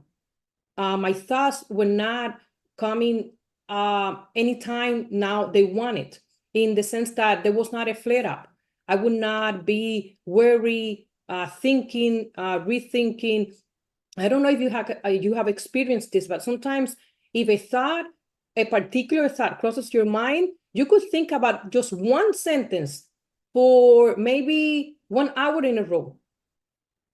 I don't know why, but the mind has the capacity to engage itself and repeat and repeat and repeat. That's why we have recurring thoughts. So for me, I was able to quiet the mind. Once I did that, now I feel there is sort of a distance between the person that I am, my being, my inner self, and thoughts. Like I can be very aware of what I want to think about, when I need to think about that. Is it necessary to even think about it? If not, certain thoughts will never cross my mind ever again, unless I need to bring it back to me. That's, in my experience, meditation, it's what has worked for me to completely quiet down the mind. And, it is there. I have not lost any memory. I have not lost any thoughts. I know exactly who, everybody is and what my life has been, because we don't lose anything. It's just that we sort of tone down the activity of the mind. That's what meditation does. It just quiets down, tones down, and it just puts at a very, very low level the activity of the mind. And that then allowed me to be in the moment, to feel more present, and in turn to have a greater clarity of mind. My concentration improved, my clarity of mind improved, my focus on what I want to do when I want to do it improved. Then for me, I say that meditation is it was my tool to always be present, to always be in the moment, to understand how our mind, our thoughts, experiences, collection of impressions affect ourselves, and how beautiful it is when you understand that it's all a play, how you can control it. Because once you understand all of this is a play, like I said, between the environment and me, then now I can control it. Now I can control the mind. It's controlling but in a way that you can reuse it, because sometimes you control but you lose like what you control. Now this is a control that is more like to be able to engage with it, but when you want, at the time that you want, as you need it. Because why would I have to think and have a negative experience about something that happened to me when I was 12 years old today that I am an adult? Then it is our responsibility, it is my responsibility as a human being to experience this life in a light that is beneficial for me. And that's how I got to controlling my mind, through meditation and through just living a stillness. I can leave the stillness of the mind, and then that makes me, in my experience, do my things out there better and be a better human being, because now, without worrying, without frustration, without negativity, I feel like I'm a better human being, and I can exert this benefit onto other people and have these conversations that we're having. That's interesting. Very good. So that's it. Meditation is one of the ways that you're able to bring your mind to control. For Yes. me, also on a personal level, I do meditation. You may call it prayers for some people. Mm-hmm. And additionally, I do what I call conscious reflection. So oftentimes I go for a walk. Could be if it's weekend, maybe in the morning or in the evenings. And when I do go for a walk, I I use that opportunity to reflect. But Yes. this time, reflection is different to just thoughts running through your mind. This time you are consciously focused upon something. Yes. Okay. So let's say I had a task that I had done, or maybe I have something I'm working on as in writing. And Mm-hmm. when I go for that, when I now begin to reflect on a Mm-hmm. particular subject, on a Yes. particular topic, on a particular event, Mm-hmm. and then I'm trying to see what can I do better? What have I done? What do I need to do? This I would call positive thinking, Mm-hmm. not thinking positively, but positive thinking in the sense that this is a productive type of thinking. Right. So when I reflect, I bring myself into the now, Mm-hmm.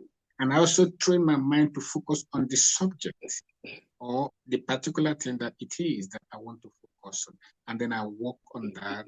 And then the reflection can also be future plans that I'm making, things that I need to do in the future. It could also be exploring the past to know what lessons I can learn from it.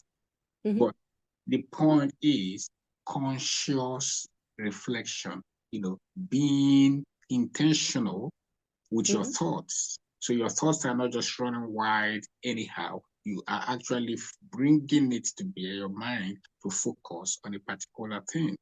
This is also one way that you could, when we say control your mind, we're not saying you're going to stifle it, you're going to make it a slave, no, but you're trying to, bring it to make it more productive other Yes. than just counterproductive being everywhere.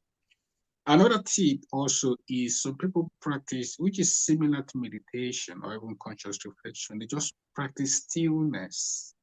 Mm-hmm. So sometimes I go to the beach where I am and I just sit back and just intentionally blank my mind. I don't want anything coming in. I just want to just be still and just enjoy the waves, enjoy the sound, and just enjoy that moment. Does it mean thoughts will not try to come? They always would come, but I will push it aside. Once I don't engage, it goes away. Yeah. And that's another tip you can use to control your mind. The mind will always make suggestions. It's like when you're watching something on social media, maybe on YouTube or maybe on Facebook, and then there could be an ad suggestion. If you want, you can click on it and watch. Or it could be a notification, like on YouTube. As soon as a video is coming to an end, at the top right, there's a notification that pops up, maybe something related to what you're watching. It's up to you to now engage and click on it. That's what the mind Right. does. It will bring, do you want to think about it? You want to think about it? You want to think about it? Well, just if you want to be still, your answer is no, no, no. And the mind will have to, go, respect your decision. And then you just focus and just be still. It's also another process. It's similar to meditation, but this time you're not really saying anything. You just, you call it silent contemplation. But in all of these, the objective is for you to be in control Yes. of what your mind is doing, Mm-hmm. for you to be in charge of where your mind goes, as against allowing the mind to control you. I'm Mm-hmm. going to end on my part by saying again what I said at the beginning. The mind is always active. It is, I think that it is part of its nature. It's always active. So, Mm-hmm. and it processes our thoughts, emotions, feelings. So it is going to make suggestions to you almost 247. It can bring the suggestion of fear. It could be the suggestion of anger. It could be the suggestion of resentment, bitterness, Yeah. reminding you what somebody did to you some years back. Okay. And I have said that you are not your mind. And by that I mean you are not embittered. You're not resentful because such a thought crossed your mind. It is important you know this. It is when you decide to engage with that resentful thought, and then you begin to now, give life to it, and then Yes. you're becoming hateful of the person you're remembering, then you have surrendered to resentment. But you could overcome it by just pushing it aside. So when we understand that the mind has a mind of its own, I know it sounds funny, but it It has a can. mind Yeah. of its own. You Mm-hmm. also should have a mind of your own. And Correct. since the mind is a part of you, you should then enforce your authority over the mind and let it mind what you want to mind. Right. And I will hand over to Janet, and just to note also that we are going to be, because I talked about minding what you mind, so that brings about mindfulness. Just to give you a quick tip that we're going to be discussing this also um, in the next episode. But yeah, your final words on the mind, please, Janet. Yes. Siri, be it meditation, practicing stillness, conscious reflection, all of these, what they have in common, it's one thing that is the most important, your intention.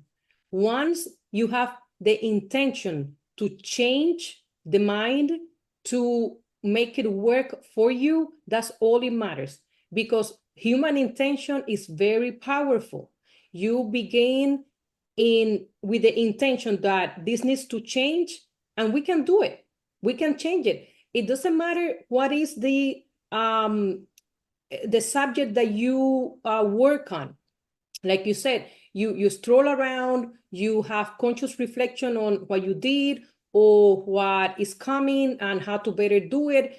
These are all reflections that you want to become better, that you are intentionally making change. And for me, it's not about the practice, because everyone has a different method of getting to a result, but the intention to begin is the most important. And I'm very happy to be again with you to discuss mindfulness.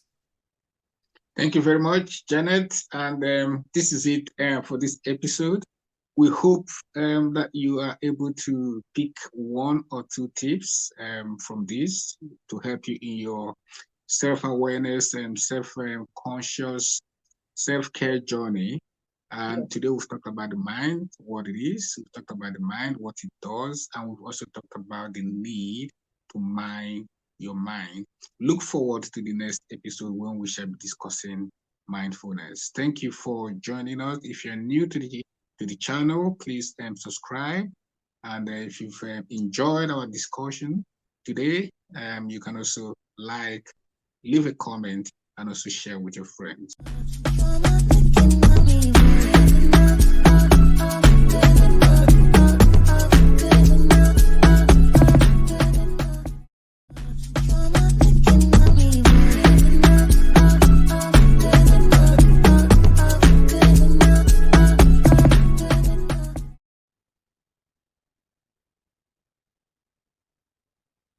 Hi, welcome back to In the Moment with Ziri and Janet. Of course, I'm Ziri, and I'm here in the United Kingdom, London to be precise. And with me is my co-host from across the pond. Hi, Siri. Greetings, everyone. Welcome to In the Moment. Thank you, Janet. If you just joined us for the first time, we have a part one to this podcast, which I'm sure you will find in the link in the link attached to this video. And in that, we actually introduced ourselves and so in the moment, how it came about and what is our intention, objective with it. And then we looked at the issue of self-awareness. We went into a bit more details, and we gave some nuggets, that you could some takeaways to help you in that aspect. Just a quick one is that self-awareness is the journey of peeling off the layers, the trappings, upon the core, who is who we really are. So we're peeling off all the things we've attached to our identity, the job we do, the schools we went to, the kind of car we drive, whether we're married or not, children, all those externalities that do not really contribute to our humanity, that's our being, who we are. Self-awareness is all about peeling off those to get to the core. But today, we are following on with a very interesting topic, which is going to help with the self-awareness journey anyway. And this is being in the moment, or you could say being present in the present. Oftentimes we go to an event, for instance, it could be a party, it could be on holiday, if we could go to the beach. And while we are sat at the beach, for instance, our mind is still at home, worrying about, did I turn the electricity on? Did I turn the gas on? Or worrying about whatever it is that could be going on at home. Have we been broken into? It could be, so you lose the beauty around you, the serenity. You lose the opportunity of being one with nature. Why? Because you fail to be in the present. Maybe not intentionally, but that is the power of the mind. The mind is a little rascal, like, these little dogs, you want to go this way and know they want to go all over the place, dragging you all over the place. And before you know it, you got out for a walk, but you didn't go for a walk. You didn't have a walk because the dog kept pulling you all around. That's what the mind is like. So today, we want to discuss being in the present. And in the next few seconds or minutes, we hope that you would be able to rein in your mind, and everything that you are into being in the moment, being present in the present. That's what we intend to do today. And of course, I couldn't have a better person to deal with this topic than my co-host, Janet, who is also a coach in this aspect. So I'm going to ask you a question, Janet, if you can come in with your expertise and also personal experience. In your opinion, what is the major obstacle that people have? What is the major obstacle preventing us from being in the moment? Yes, thank you, Siri. What prevents most people from being in the moment is the fact that, as you mentioned, their minds are never quiet. Their minds are like a little factory, a little engine that never stops working, but it's not taking them anywhere. It's better to have a quiet mind, one that is able to bring a proper thought, a proper idea at the proper time, than being thinking and overthinking all the time. But the mind is our best friend. It can also be our worst enemy. Why? The mind can keep you in the past. We know that as humans, we divide time in three phases. We have the past, the present, and the future. For most people, the past is very much alive as the present is. And others will worry about the future without actually understanding that unless we live in the moment, we are in the now, in the present, we will not have a proper future, and we will keep bringing the past into our lives. These, other than being concepts, are our daily life affairs. I can give you an example of how the past affects a human being, a person, an individual. You could have had an experience that for you was negative at, let's say, a job, at an employment place. You had some quarrel with a coworker, and you thought it was unfair what happened to you at the time. You could drag that negative experience, because I understand you felt that it was unfair to you, but you, maybe because you don't discuss what happened to you, maybe because you tend to just bury things that happened inside, you are bringing that negative experience everywhere you go. So every new place of employment, you will be maybe even afraid that this will come again in your life. So you not only are not free from the mental suffering, you're also bringing the past into your current place of employment, where you're going to be thinking, I mean, who is going to be next on the line of having a quarrel with me? How am I going to be treated? Am I going to be mistreated?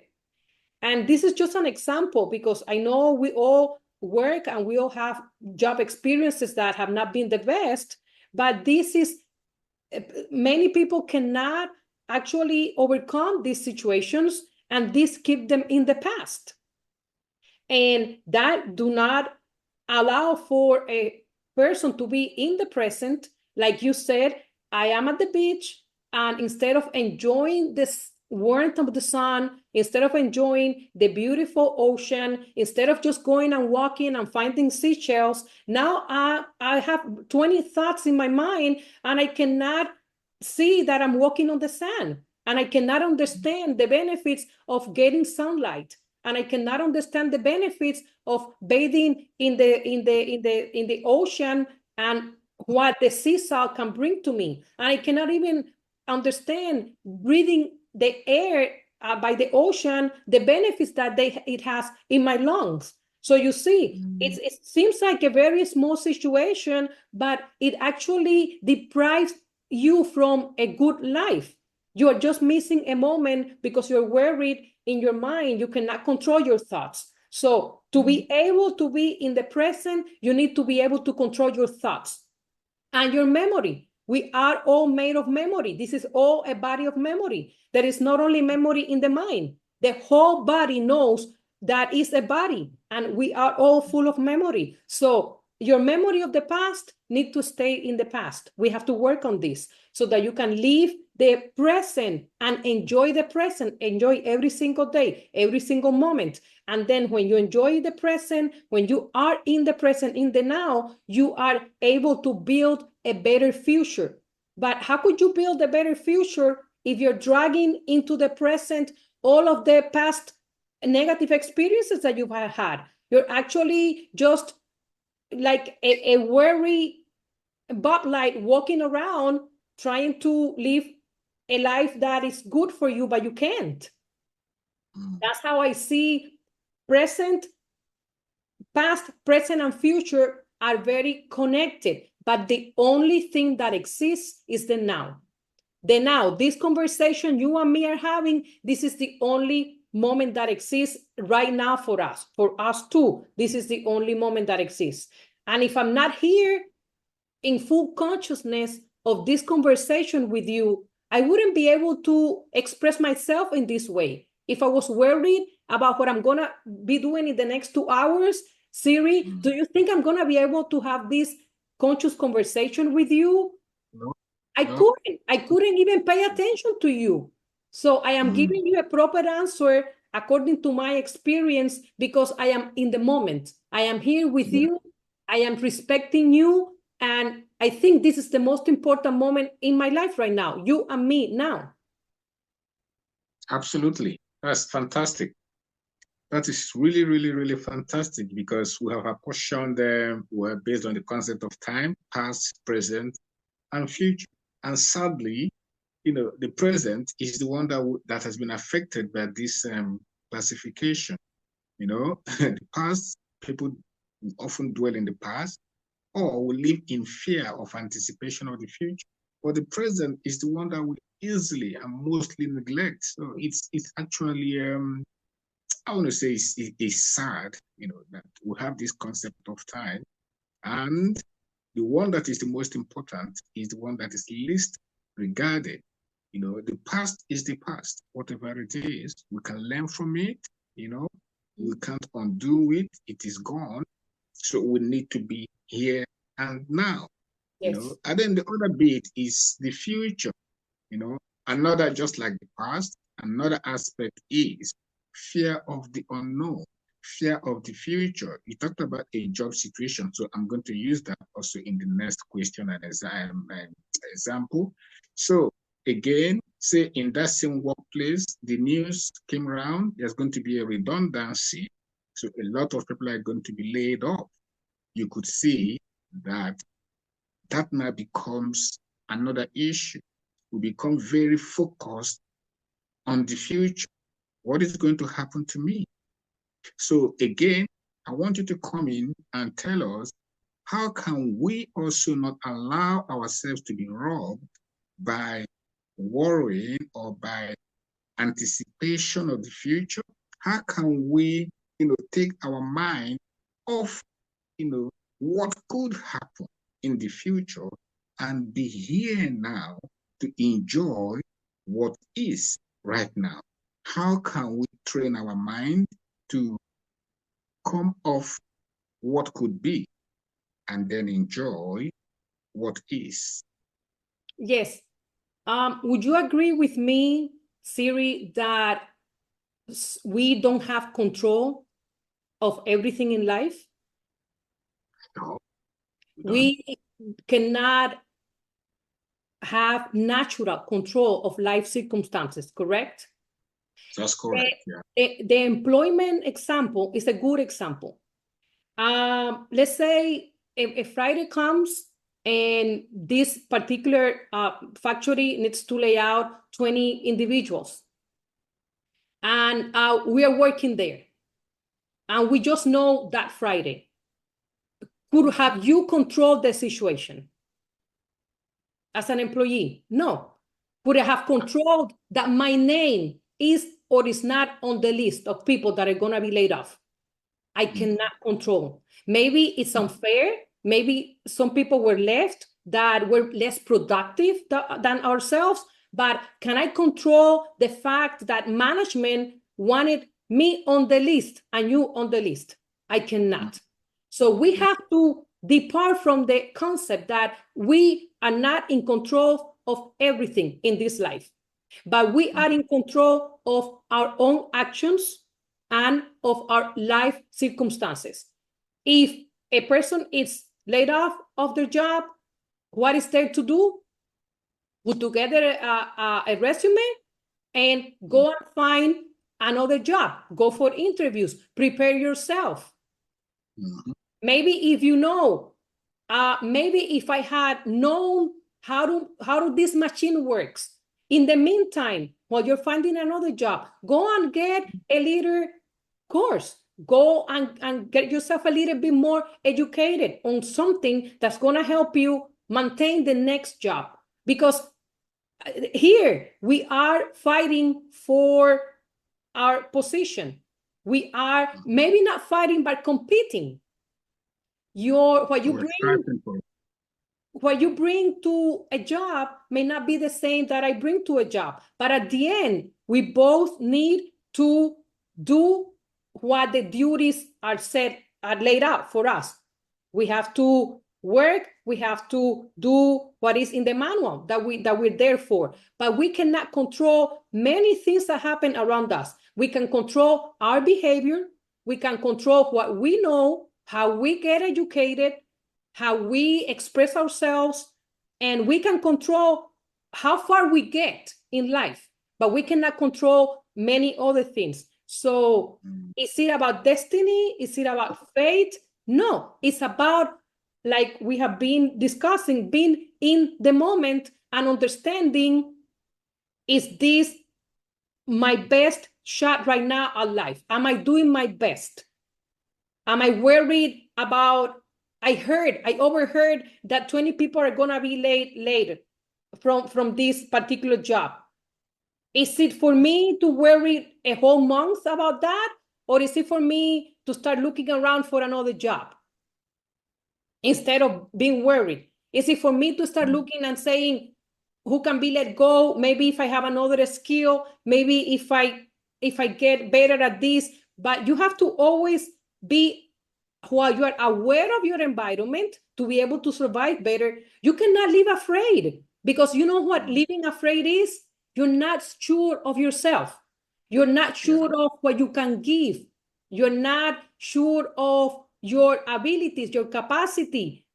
So when you, as a human being, you know what you have to give, you know that no one can damage you. It doesn't matter how many jobs you go jumping from one job to another job for, let's say, unfairness, inconsistencies of management. But what you know, and no one can take it away from you.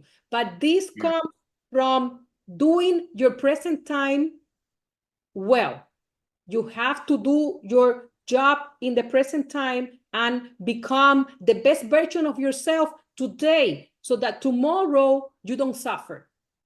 Let go of the past, become fully available to all the possibilities that you can have as a human being. Forget about life circumstances that you cannot control. Control yourself. While you can control yourself and your own environment, I am sure that the future has to be a good future. Thank you very much. Thank you very much. So for me, what I'm taking from all of this is, to be in the moment, you need to be in the moment. I know that sounds cliche, but that is what it is. Being in the moment means you are not focused on the past, yesterday. You are not focused on the future, tomorrow. You are focused on now, this very moment. And how do you now train yourself to be in the now? Janet has said it very well. It is all about our mind. It is all about, we are in control of our mind. So we consciously bring in our mind, you know what, I want to focus on now. Yes. What am I supposed to be doing now? Forget about the redundancy that is going to happen on Friday. What am I supposed to be doing now? Forget about the colleague that offended me maybe yesterday or last week. Yes. What am I supposed to be doing now? Do I need to do anything now regarding that offense? If yes, make a note and then know when you want to go and address it, and then drop that issue. Yes. Do I need to make any plans in case I'm laid off? Okay, why don't you wait and see what happens on Friday? If not, what can I do? What do I need to do? If it happens that I'm laid off, I get another job. Okay, maybe I should begin to dust up my resume. Do I need to do that now? If you have to do that now, you go and do that. But the point is, you bring yourself into the moment and forget about the past and forget about the future. I think this is a bit more elementary and practical. So it's not just we saying stuff to you. You train yourself to say, what can I do now? Right. What am I supposed to be doing now? If there is nothing you can do about those situations, then enjoy the moment. Mm-hmm. Finally, the important thing, one of the key reasons we have to be in the now, if we're in the right presence of mind, like Janet hinted at, if she's here or she's focused on something else, she wouldn't be her best. Her responses will not, she'll just give half-hearted responses. See? So when we are in the present, what it ensures is that our reasoning faculty, our mental capacity is here. Mm-hmm. We are able to maximize everything that we are, our problem-solving skills. If Right. we are in the present, we're able to maximize all of these to get whatever it is that needs to be done.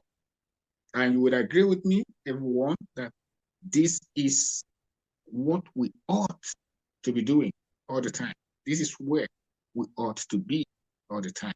Like I said a few minutes ago, that I hope that in the next few seconds or minutes, you would be more able to master your mind, and then you would be able to bring yourself to be in the moment. That is what we are all about.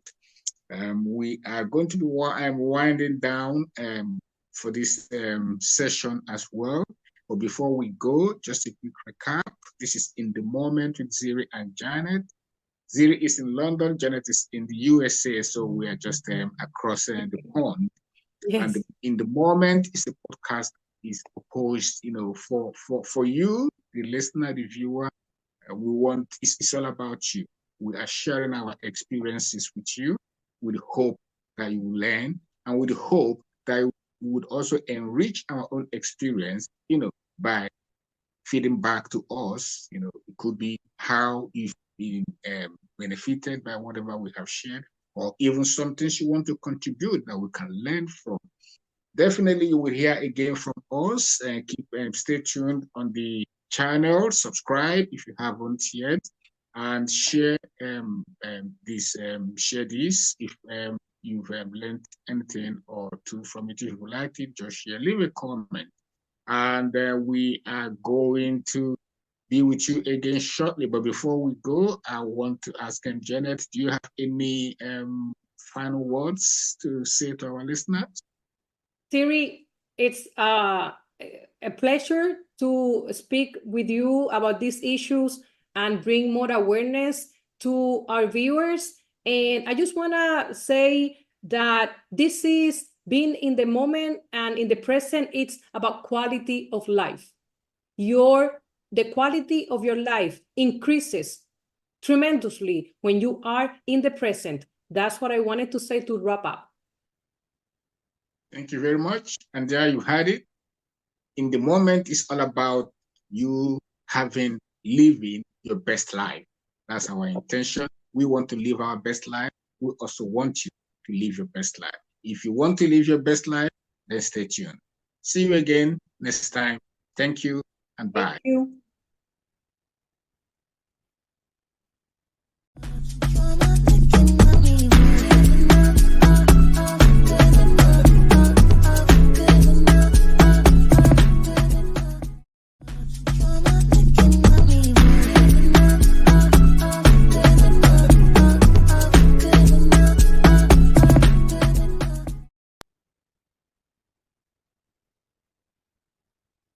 Hello and welcome to In the Moment with Ziri and Janet. This is the show where we talk about being in the moment, just as the name suggests. And you may be wondering what is being in the moment. You'll soon be finding out. But first of all, let's introduce ourselves. I am Ziri Dafranchi. I'm a UK-based inspirational author and poet, and I'm here resident in London, United Kingdom. And with me, of course, is my co-host. This is Janet Gonzalez. Greetings, everyone, from the America Sunshine State of Florida, and welcome to In the Moment. Thank you, Janet. This is a beautiful day to be alive. Wondering what is in the moment all about. You may have heard about mindfulness. You may have heard about consciousness, self-consciousness, awareness, self-awareness. I'd be wondering, what is this? These are not just merely jargons, that are used in psychology, philosophy, sociology, or any other field, well-being and fitness. This is something practical. This is something that we as individuals either are doing or are not doing out of ignorance. So by whatever name you want to call it, the important thing it is about self. And having said that, the show is not about us. We are not here to promote ourselves. We're actually here to share our journey and our experiences with hope that you would learn, one thing or more through this. And we welcome your feedbacks because the journey is still ongoing. Perhaps there are also things that we could learn from you. So please feel free to make your contributions in the comment section. We hope to read through and also get back to you. So a little bit about in the moment and the background, to that. On my own part, my personal experience is what brought me into writing was actually things I began to uncover, at the time that I actually took time to reflect upon my own life. And that reflection took me deep, into discovering more about myself.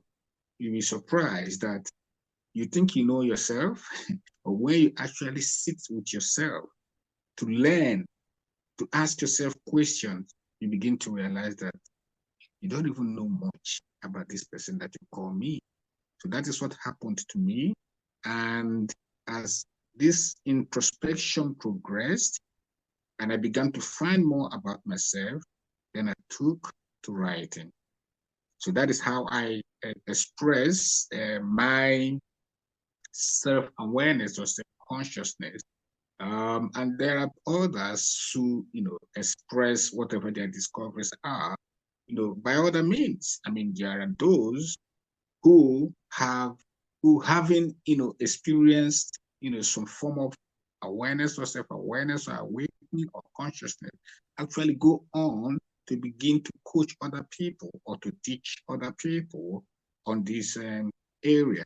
And that is where Janet, my co-host, actually fits in, because she is not only an author, published author, she is also a coach. She's a practitioner. She teaches this. So I'm going to ask you, Janet, if you don't mind, just for our audience, just to share with us your own experience. How did it start for you? Self-awareness. Yes, thank you, Siri. Self-awareness started with me when I understood that I am not alone in this planet. I know that we self-identified with our activities, our actions, our families, our friends, and little by little we become separate from not only from ourselves, but separated from other people. And I see the matters of the world today. We have not had a moment of true peace in a few years, speaking globally. And these matters of humanity have always been very important for me. They are at my heart because people are at my heart. And I became a coach because I understand that each of us have an ability and a possibility of bringing light to other people's life, because the problems that we go through, the situations that we can resolve, the experiences of our life are very common to other people. And even if they're not common, you always have a teaching, you always have something to say that you know is going to help other people. We have throughout history great minds and great heroes of humanity. And I believe that if every one of us have a perspective that we're not alone, that we should share with each other our experiences in an attempt to help each other, life is more convenient and more beautiful, and we can all prosper in that way. My coaching work, it's not only towards consciousness and humanity, but also self-development and self-growth, where we can understand what are our limitations, why have we lose our self-awareness, why are we not in the path that we want to be. And it's a very generic topic, but you can divide and exactly see with a client, with a person, why his or her path is not going the way they want. You can, through conversation, interaction like this in the moment, we can know where everybody is in their path and help them out. Thank you, Janet. That is interesting that you talked about growth and development, because all of these, they go hand in hand. As we grow, we develop. And how do we grow? By learning new things, knowledge. And then, of course, we apply those things, put them into practice, the application. And then we grow. And then as we grow, over time, we develop. And that is our aim in the moment, to help, everyone on the journey to grow, self-growth, to develop self-development, as they become more and more aware of themselves, self-awareness. And we're going to go straight and look at what is self-awareness and how can we become aware of self. Oftentimes we may not even realize what works for us. We may not even realize our true selves. We may, because of societal definitions and norms, put ourselves in boxes. Oh, I'm an introvert. Oh, I'm an extrovert. I'm this, I'm that. Sometimes some people who believe that they are more introverted, when they take time to now explore themselves, they begin to realize that they're not that introverted as much as they thought. They might even actually be extroverted, or vice versa. And then there are people who would say, oh, I am open-minded. In other words, they are objective, they are willing to accept different thoughts, ideologies, and explore it objectively. But then when they're exposed to something new, this is more or less part of my experience, growing up, based on the background that I had. I would have classified myself as as somebody who open-minded. But looking back, I realized that I wasn't quite open-minded, because I wasn't willing to consider other religious beliefs other than the one I was brought up in. And not only that, even within the particular religion itself, I was also very dogmatic without even realizing that I was, But when my journey began, and I began to be more aware, I began to realize that actually I had been close-minded for a good number of years, running into decades of my life. So what I'm saying here is, if I hadn't taken the time to actually look inwards and see how I react or respond to things and to issues, I could have still carried on believing that I'm a very objective and open-minded person. And I would have carried on with that self-delusion. And that could have, affected me in so many ways. So self-awareness is key. It's very, very important. Otherwise, it could be like you plant a dummy plant, not a real plant, not a live plant. You think it's a plant, really, and then you're, investing in yourself, pouring water in it, giving it all the food, doing all. But this plant is plastic. Right. It can't take anything, from the. It can't utilize any of those things that you're pouring into it. So if you're listening and you're wondering, why do I need to be self-aware? This is one of the key reasons you have to be self-aware. And this is why we have this show. But not only that, with this also, the fact that we could often believe ourselves to be who we are not. I want you to come in, Janet, and maybe from your own experience, maybe from one of your students that you have coached, if you have throw in a little bit more light in this aspect of people not being aware of themselves, and as a result, they are living a false life. Maybe not intentionally, okay, but they're living a false life because they have assumed a wrong identity or personality for themselves. Yes, Siri, what I have noticed with my clients is that almost everyone that you interact while coaching is that there is a concept of that we're familiar with, and it's the concept of I am. The concept of I am only addresses the being inside of a human individual.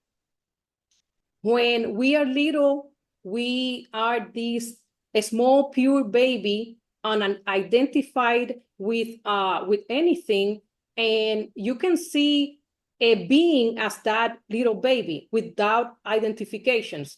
But what ensues is that we begin collecting experiences from the environment as we grow in our from childhood to adulthood, teenager stages.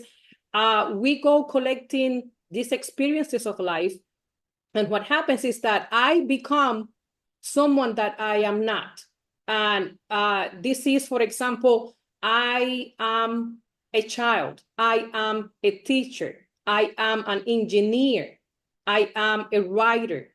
And what happens is that you define yourself like if you were that concept, and we need to separate I am from the concept of teaching, writing, speaking. You can be anything you want by way of education, but you are not a teacher. You are first a human being. You are not a writer. You are first a human being. And what has happened is that we have identified I am with everything else. I am a dancer. I am a singer. No, I am not a dancer. I dance. I am not a singer. I sing.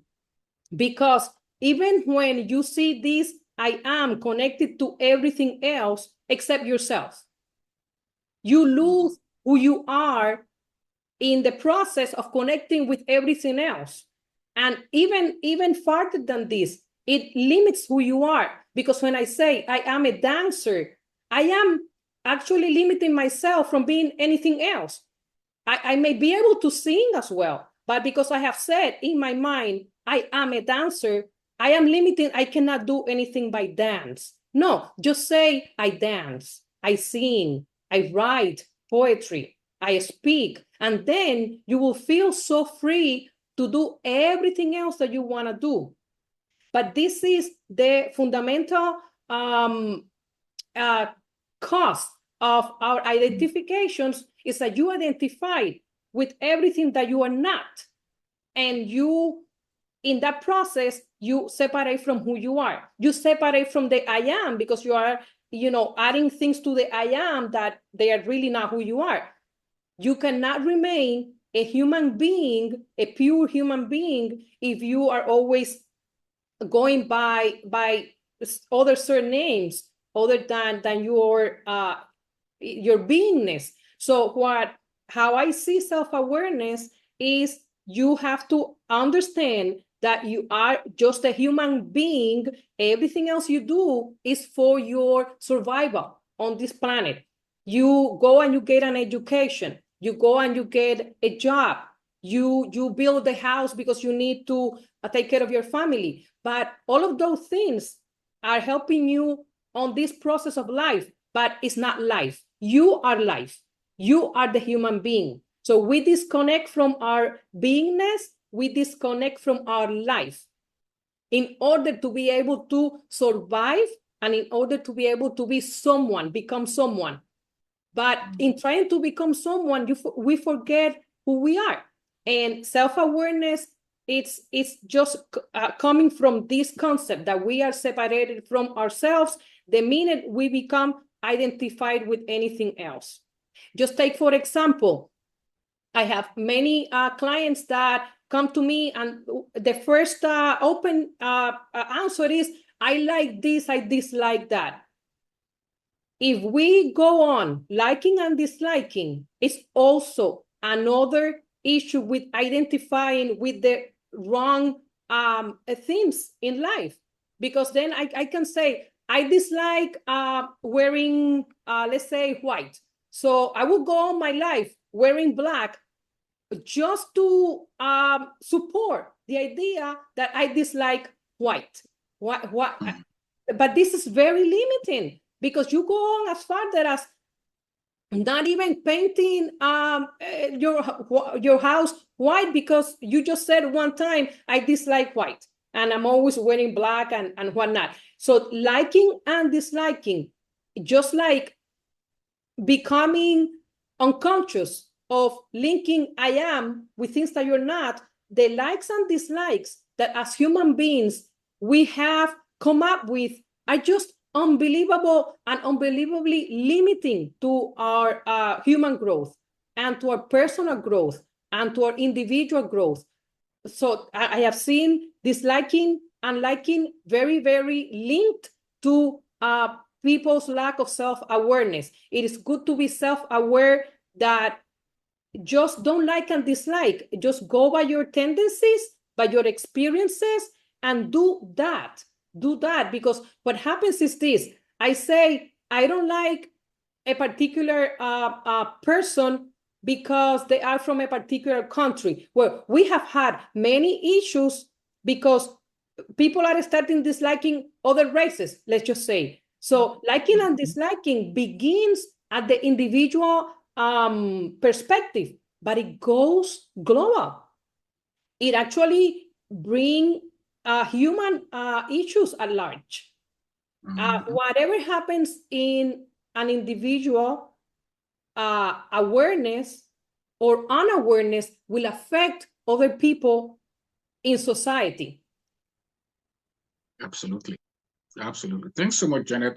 You quite elaborated on this, and I mean, you've given a lot of interesting points. I want to just pick one or two, which is, because we're talking about self-awareness, we're Yes. talking about being in the moment. That's the name of our podcast. For you to be in the moment, you need to know. You need to know yourself, because it is that being, that human being, that is going to be in the moment. Otherwise, it is difficult to actually position yourself, to be present in the present if you're unaware of who you are. And like you said, Janet, oftentimes, and this is very common, we identify ourselves with maybe the job we do, maybe our position in our social status, our educational achievement, even sometimes with our hobbies, so-called personality traits and all of that. But these are trappings, these are trappings upon, layered upon the core. So the who we are, the I am that Janet refers to, is at the core. Yes. Is at the core.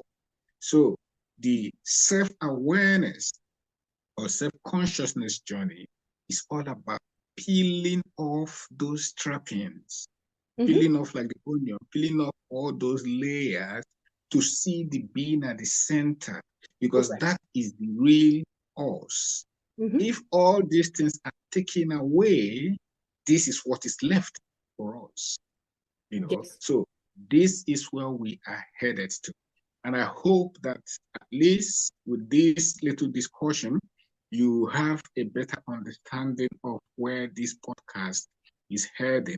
Because we want to keep it brief, as they say, keep it short and simple, so that we don't it doesn't become boring. But of course, we're going to be winding down or wrapping up this particular session. But that is not to say that you wouldn't be hearing from us anymore. You'll be hearing from us again soon. And in subsequent episodes, we are going to be looking at other topics that are also connected to self-awareness, that are also connected to being in the moment.